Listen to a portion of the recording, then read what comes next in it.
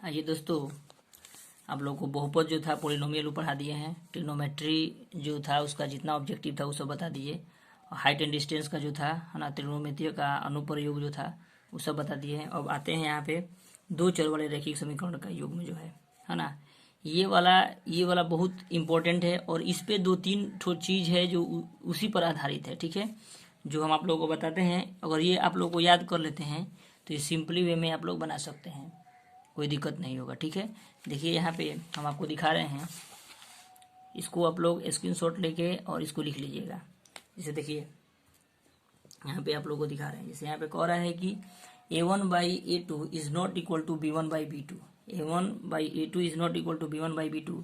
इसमें क्या होता है कि संगत होता है, ये जो अगर ऐसा होगा तो संगत होगा, और ये जो है जब ये बनता है ग्राफ तो ये प्रतिच्छेद करती है। ठीक है, ये प्रतिच्छेद करती है और इसका अद्वितीय हल है, इसका केवल एक ही हल होता है। ठीक है, अद्वितीय हल कहिए या एक ही हल कहिए, और ये अविरोधी होता है। ठीक है, उसके बाद देखिए, उसके बाद यहाँ पे आता है ये वाला 2 number, a1/a2 is equal to b1/b2 equal to c1/c2। अगर ऐसा आता है a1/a2 equal to b1/b2 equal to c1/c2, तो एक नंबर जो ये जो होता है संगत होता है, और दूसरा नंबर ये अनेकों हल होते हैं इसके, है ना, अनेकों हल होते हैं, और ये जो है संपाती होती है। देखिए ये जो है क्या होता है, अविरोधी होती है, ये संपाती है ना, अविरोधी संपाती, ये प्रतिच्छेद करती है, अनेक इसके अनेक हल होते हैं और ये संगत होते हैं। उसके बाद ये है a1/a2 is equal to b1/b2 is not equal to c1/c2। ये जो होता है असंगत होता है, इसका कोई हल नहीं होता है, यह समांतर होता है ना, यह समांतर होगा और असंगत होगा और कोई हल नहीं होगा। उसके बाद देखिए मूलों की प्रकृति ज्ञात करने के लिए क्या करते हैं, मूलों की प्रकृति ज्ञात करना है। अगर d इक्वल टू 0 हो, d इक्वल टू 0, d बराबर आप लोग जानते हैं क्या होता है, b² - 4ac, है ना। यहाँ पे d equal to b² - 4ac होता है, d बराबर b² - 4ac। तो ये वाला जो है आप लोग d equal to b² - 4ac होता है, d equal to b² - 4ac, है ना, यही होता है। अब इसको आप लोग ध्यान में रखिएगा।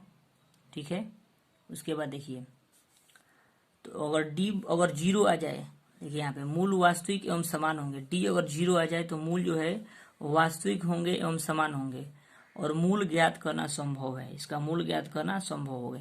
ठीक है, अगर d इज ग्रेटर देन 0 हो, पॉजिटिव हो, d इज ग्रेटर देन 0 हो, है ना, तो ये क्या होगा, d पॉजिटिव होगा, और ये मूल वास्तविक तथा असमान होंगे, है ना, मूल वास्तविक तथा असमान होंगे, और मूल ज्ञात करना संभव है।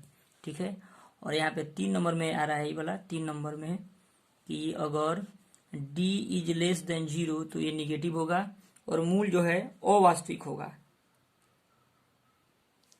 मूल जो है अवास्तविक होगा या काल्पनिक होंगे, अवास्तविक या काल्पनिक, और मूल ज्ञात करना असंभव है। अगर d इज लेस देन 0 आ जाए तो मूल ज्ञात करना असंभव है। अगर यहाँ पे देखिए, अगर d इक्वल टू 0 हो तो मूल ज्ञात करना संभव है, और d इज ग्रेटर देन 0 हो तो इसका भी मूल ज्ञात करना संभव है। लेकिन ये क्या होगा, वास्तविक होगा, मूल वास्तविक और समान होंगे, और इसका क्या होगा, मूल वास्तविक और असमान होंगे। ठीक है, और ऊपर वाला भी आप लोग समझ गए होंगे बढ़िया से, इसको आप लोग स्क्रीनशॉट लेके और इसको लिख लीजिएगा। ठीक है, बहुत इंपॉर्टेंट है, इसी पर आधारित है। अगर ये आप लोग इतना केवल जान गए, इतना से एक्स्ट्रा क्वेश्चन नहीं पूछेगा, ये जो आप लोग को बताए हैं इतना से ज़्यादा क्वेश्चन नहीं पूछेगा। अगर यही आप लोग जान गए तो आप लोग का हर एक क्वेश्चन बन जाएगा, कोई दिक्कत नहीं होगा। ठीक है, आइए देखते हैं क्वेश्चन। आइए दोस्तों देखिए, कह रहा है दो चर वाला रैखिक समीकरण। आप देखिए यहाँ पे कह रहा है कि एक रैखिक समीकरण का घात होगा, तो देखिए एक रैखिक समीकरण का घात जो होगा हमेशा एक ही होगा। ठीक है, एक रैखिक समीकरण का घात कितना होगा, एक होगा, तो ये सी नंबर ऑप्शन जो है एक, सी नंबर ऑप्शन। 2 नंबर देखिए क्या कह रहा है, 2 नंबर कह रहा है कि युग्मपद समीकरण 2x + 3y = 5, 4x + 6y = 9, तो निकाय कैसा होगा। देखिए इसमें क्या होगा, अद्वितीय हल हो, असंगत होगा, अद्वितीय हल होगा, अपरिमित रूप से अनेक हल होंगे, इसमें से कोई नहीं होगा। तो देखिए ये वाला जो है ये सिंपल है। देखिए इसको हम बता देते हैं, जो आप लोग को अभी बताए हैं सेम टू उसी का था। देखिए यहाँ पे जैसे मान लीजिए 2x + 3y = 5 दिया है, उसके बाद दिया है 4x + 6y = 9 दिया है। ठीक है, अब देखिए सबसे पहले हम लोग A1 A2 B1 B2 निकाल लेते हैं। देखिए इसको A1 मान लेते हैं, A1 बराबर 2, B1 बराबर 3, C1 बराबर 5, ठीक है। उसके बाद इसको देखते हैं, मानते हैं इसको A2 बराबर 4, B2 बराबर 6, C2 बराबर 9, ठीक है। अब देखिए, अब जब इतना आ गया तो हम आप लोगों को बताए थे A1 by A2 B1 by B2 का, तो इसको सबसे पहले इसको देखते हैं कि A1 बाई A2 निकालते हैं। तो A1 by A2 equal to क्या हो जाएगा, 2/4, तो 2 दूना 4 यानी 1/2 हो गया।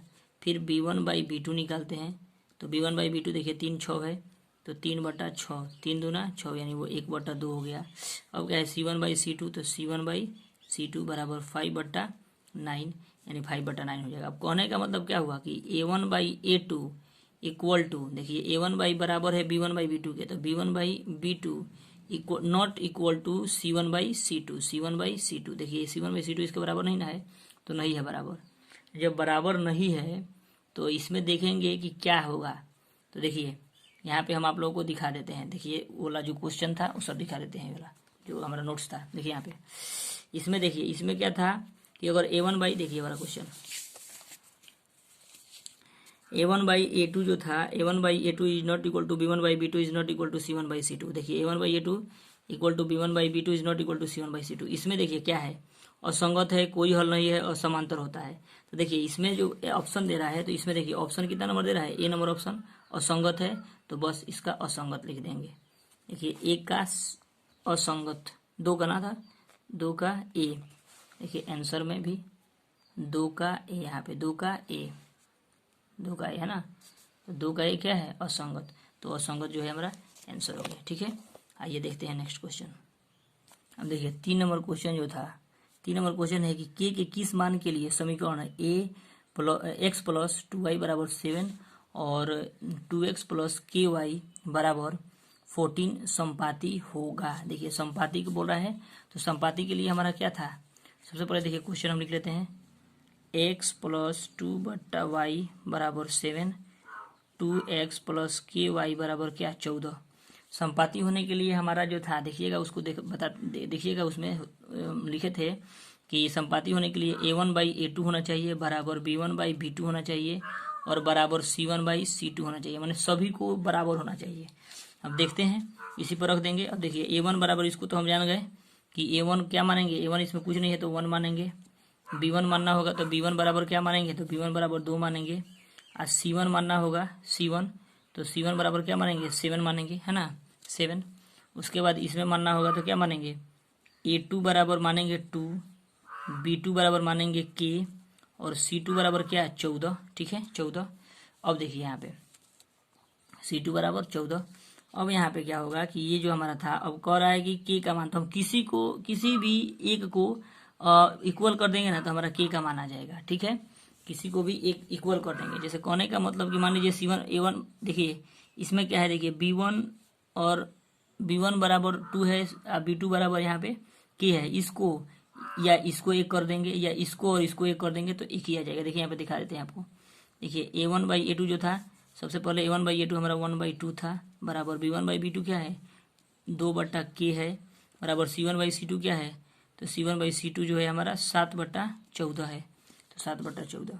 अब देखिए किसी भी एक को या तो इसको एक कर देंगे या इसको इक्वल कर देंगे तो हमारा आंसर आ जाएगा, K का मान आ जाएगा। तो देखिए 1/2 इसी को करते हैं हम, 1/2 बराबर 2/K यानी K बराबर क्या हो जाएगा, 2 दूना 4 हो गया, आ गया आंसर इतना। K बराबर 4 जो C नंबर ऑप्शन है, C नंबर आंसर हो गया, ठीक है C नंबर। या मान लीजिए इतना हमारा आंसर हो गया, या मान लीजिए हमको सोच रहे हैं कि इसको और इसको लें तो कोई दिक्कत नहीं है, 2/K है और 7/14 है तो गुना कर देंगे, ठीक है। देखिए कट जाएगा नहीं, देखिए 7 दूना 14 हो गया, तो 2/K बराबर 1/2 यानी फिर क्या हो गया, K बराबर क्या हो गया 2 दूना 4 नहीं आ गया, तो किसी को भी इक्वल कर देंगे। संपाती होने के लिए क्या होता है, A1 by A2 equal to B1 by B2 equal to C1 by C2, बस ये फॉर्मूला याद रखेंगे, इसी को इक्वल कर देंगे आ जाएगा। किसी को भी हम निकालेंगे तुरंत निकल जाएगा। आइए नेक्स्ट क्वेश्चन देखते हैं। देखिए 4 नंबर क्वेश्चन जो है, 4 नंबर क्वेश्चन क्या कह रहा है कि यहाँ पे 4 नंबर क्वेश्चन कि कह रहा है कि बहुपद 4x² माइनस का 4x + 1 के मूलों का गुणनफल होगा। देखिए मूलों का गुणनफल कह रहा है, तो मूलों का गुणनफल आप लोग उसमें पढ़े थे, है ना, जो पिछला वाला चैप्टर था बहुपद, उसमें आप लोगों को पढ़ाए हुए थे मूलों का गुणनफल और मूलों का योग क्या होता है। ठीक है, देखिए इसको बनाते हैं आपको। सबसे पहले हम इसका मान निकालेंगे। a बराबर क्या होगा 4, b बराबर क्या होगा -4 और c बराबर क्या होगा 1। तो मूलों का गुणनफल हमको क्या बताए थे आप लोग को, अल्फा इंटू बीटा बराबर क्या होता है c/a। तो इसमें देखिए c क्या है, c है 1, तो c है 1, a कितना है 4 है, तो 4 है। तो मूलों का गुणनफल जो हमारा आ जाएगा 1/4 आ जाएगा। 4 नंबर का 4 नंबर का ऑप्शन कितना नंबर, सी नंबर ऑप्शन। ठीक है, उसके बाद देखिए 5 नंबर क्वेश्चन। 5 नंबर क्वेश्चन कह रहा है कि दो रैखिक समीकरणों के आलेख प्रतिच्छेदित रेखाएं हैं। दो रैखिक समीकरणों के आरेख प्रतिच्छेदी रेखाएं हैं, तब रैखिक समीकरण युग्म होगा। देखिए जब प्रतिच्छेदित करती है तो उसका क्या हल होता था, अद्वितीय हल होता था। अद्वितीय हल होता था। देखिए इसको दिखाते, जब देखिए यहाँ पे a1/a2 is not equal to b1/b2 था, तो क्या होता है, प्रतिच्छेदित करती है। तो प्रतिच्छेदित करती है उसका क्या था, अद्वितीय हल था। अद्वितीय माने क्या बताए थे आप लोगों को, अद्वितीय माने एक हल बताए थे ना। तो अद्वितीय माने द्वितीय नहीं केवल एक, द्वितीय नहीं केवल एक माने एक हल, है ना। तो जब एक हल कह रहा है तो इसमें देखिए बता रहा है ऑप्शन नंबर कि कोई हल नहीं एक हल है। तो जब प्रतिच्छेदित करती है, देखिए प्रतिच्छेदित करती है एक हल है, तो बस बी नंबर ऑप्शन हल एक हल है। ठीक है, उसके बाद देखिए नेक्स्ट क्वेश्चन देखिए 6 नंबर। देखिए क्वेश्चन 6 नंबर क्वेश्चन कह रहा है कि दो रैखिक समीकरणों के आरेख समांतर रेखाएं हैं, तब रैखिक समीकरण युग्म है। देखिए जब क्या बताए थे कि यहाँ पे समांतर रेखाएं हैं, जब ये समांतर रेखाएं होते हैं तो क्या होता है, यहाँ पे देखिए बताते हैं। देखिए यहाँ पे देखिए जब समांतर रेखाएं होती है, इसीलिए बोले हैं कि देखिए जितना नोट्स दिया है ना, इतना ही से आप लोग अगर याद कर लीजिएगा, इतना ही से ऑल मतलब पूरा ही चैप्टर बन जाएगा। इससे ज़्यादा कुछ पूछेगा ही नहीं। हम जानते हैं, इसको पढ़े हम लोग, पढ़ेगा पूरा बढ़िया से इसको ड्राइव करके आप लोग को बता रहे हैं कि अगर आप लोग इतना पढ़ लीजिएगा तो एक्स्ट्रा क्वेश्चन एक भी क्वेश्चन इससे अलग नहीं आएगा। देखिए यहाँ पे बता रहे हैं, देखिए बोल रहा है कि a1/a2 equal to b1/b2 not equal to c1/c2। जब क्या होगा, समांतर होगा, तो इसका क्या होगा, कोई हल नहीं होगा, है ना। तो देखिए यहाँ पे पूछ रहा है कि समांतर होगा। देखिए दो रैखिक समीकरण का आरेख समांतर रेखाएं हैं, तब रैखिक समीकरण क्या होगा, कोई हल नहीं होगा। मतलब क्या, ऑप्शन नंबर हमारा क्या हो गया, ए हो गया। ऑप्शन नंबर ए, इसका कोई हल नहीं होगा। जब समांतर होगा तो क्या होगा, कोई हल नहीं होगा। उसके बाद देखिए 7 नंबर क्वेश्चन को हम देखिए। 7 नंबर क्वेश्चन क्या कह रहा है कि 7 नंबर क्वेश्चन कह रहा है कि समीकरण 3x माइनस का y इक्वल टू 5 तथा 6x माइनस का 2y बराबर के कोई हल ना हो तो। देखिए कोई हल ना हो तो कोई हल नहीं होने के लिए हमारा क्या था, कोई हल नहीं होने के लिए सबसे पहले आप लोग याद रखिएगा, उसको याद रखिएगा ना तो कोई दिक्कत नहीं होगा। देखिए कोई हल नहीं होने के लिए अभी ऊपर पढ़े हैं हम लोग, कोई हल नहीं होने के लिए क्या होगा था, समांतर रेखाएं होगा। और जब समांतर रेखाएं होगा तो उसका क्या होगा, कोई हल नहीं होने के लिए a1/a2 equal to b1/b2 is not equal to c1/c2 था, कोई हल नहीं होने के लिए। ठीक है, जब कोई हल होने के लिए इतना था, एक काम करते हैं, इसको बनाते हैं। देखिए जैसे 3x माइनस का y बराबर 5 और 6x माइनस का 2y बराबर k है, जिसका कोई हल नहीं है तो, ठीक है, कोई हल नहीं है तो इसका सबसे पहले इसका a1 a2 निकाल लेते हैं। देखिए इसका जब हम a1 निकालेंगे, ऊपर वाला का निकालते हैं, है ना, तो a1 बराबर 3, b1 बराबर माइनस का 1 और c1 बराबर क्या हो जाएगा 5।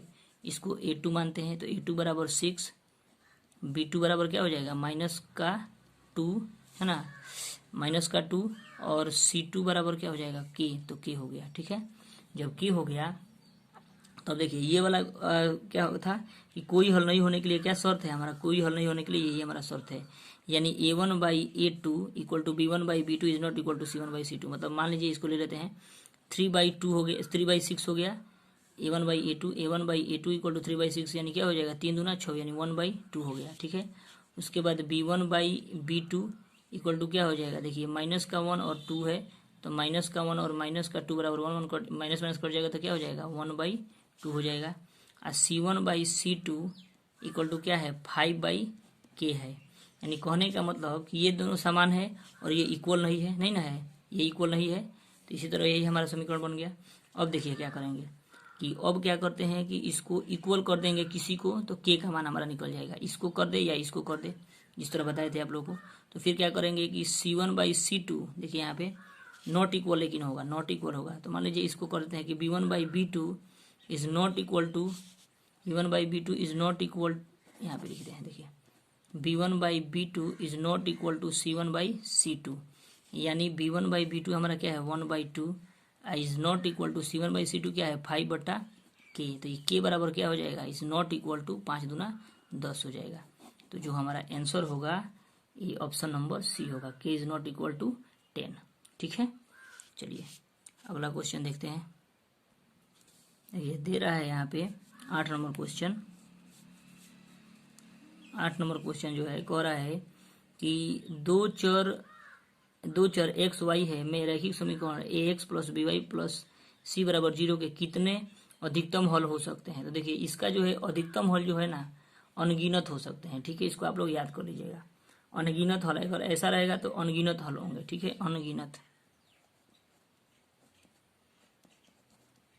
अनगिनत हल होंगे। ठीक है, 9 नंबर देखिए, 9 नंबर कह रहा है कि समीकरण युग्म 2x प्लस 3y बराबर 5 तथा 4y प्लस 6y बराबर 5 का हल है, अद्वितीय है, अनंत हल है, कोई हल नहीं है, इसमें से कोई नहीं है। देखिए इसको सॉल्व करना पड़ेगा।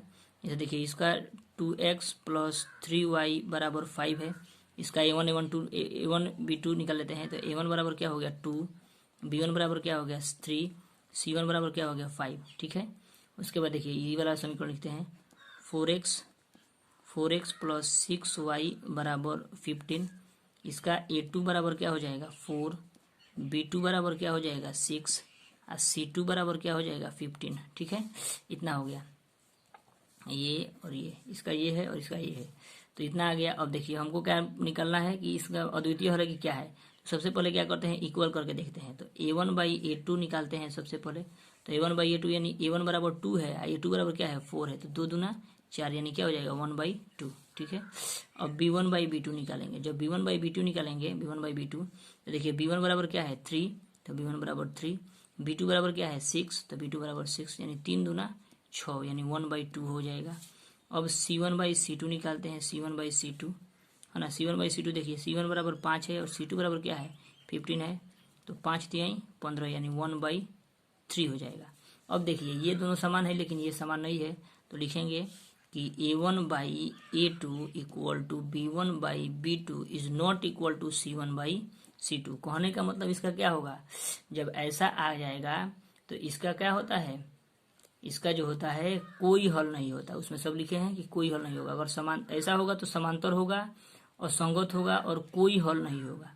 तो अगर ऐसा होगा तो इसको लिख देंगे कि कोई हल नहीं होगा। ऑप्शन नंबर सी नंबर, कोई हल नहीं है ना, option number C option number कहेगा क्या कि कोई हल नहीं, कोई हल नहीं। ठीक है, ऐसा क्वेश्चन आएगा तो ऐसे।